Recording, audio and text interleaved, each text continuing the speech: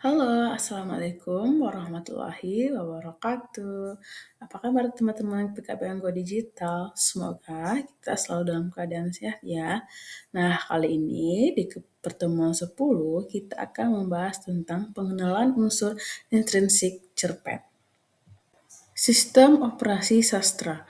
Memahami cerpen bukan sekadar membaca, tapi membedah source code, kehidupan yang dituangkan dalam tulisan yang singkat. Mengapa sih kita harus membedah cerpen?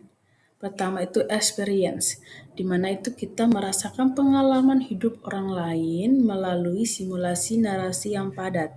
Kemudian reflection, menjadi cermin diri untuk melihat nilai-nilai perjuangan hidup. Dan insight, mengasah logika kritis kelas 9 dalam menganalisis pesan moral di balik teks. Komponen inti cerita, hardware, pembentuk cerita. Sama seperti komputer yang butuh RAM, prosesor, dan strength, sebuah cerpen juga butuh 7 unsur ini agar sistem ceritanya bisa berjalan dengan sempurna dan menarik pembaca. Yang pertama itu ada tema motherboard, di mana itu adalah pondasi utama. Tema adalah gagasan sentral atau ide pokok yang menjadi dasar seluruh cerita. Ia adalah motherboard, tempat semua unsur lain terhubung. Kemudian contoh temanya itu perjuangan hidup buruh di pelabuhan Pulau Bat, persahabatan di tengah kawasan industri atau kejujuran. Kedua, itu ada tokoh dan penokohan, di mana itu ada protagonis versus antagonis. Tokoh adalah avatar dalam cerita. Penokohan adalah sifat atau karakter yang diberikan. Metode analitis. Karakter bisa terlihat dari dialog, tindakan. Yang ketiga ada alur. Alur adalah jalinan peristiwa, bisa maju, mundur, flashback, atau campuran begitu.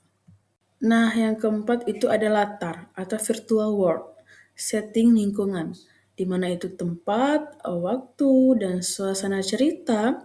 Dalam konteks kita, latar bisa berupa tempat, contohnya pelabuhan Pulau Bayi di Selebar.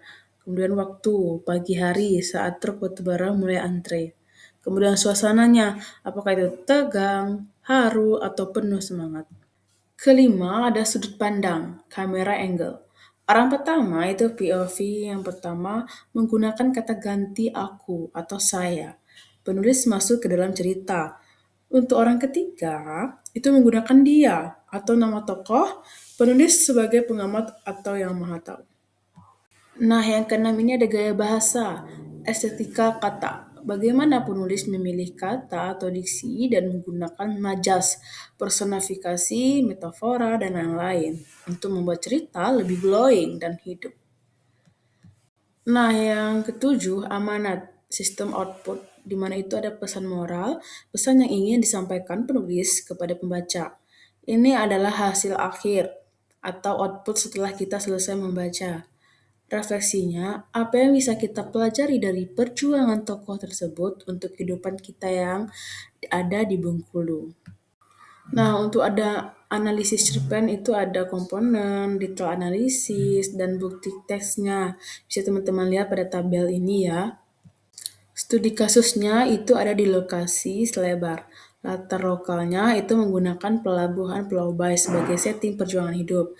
Kemudian tokoh pekerja itu karakter yang tangguh, cerminan warga di Selebar yang bekerja keras. Kemudian nilai moral, menjaga lingkungan di tengah hiruk-pikuk industri.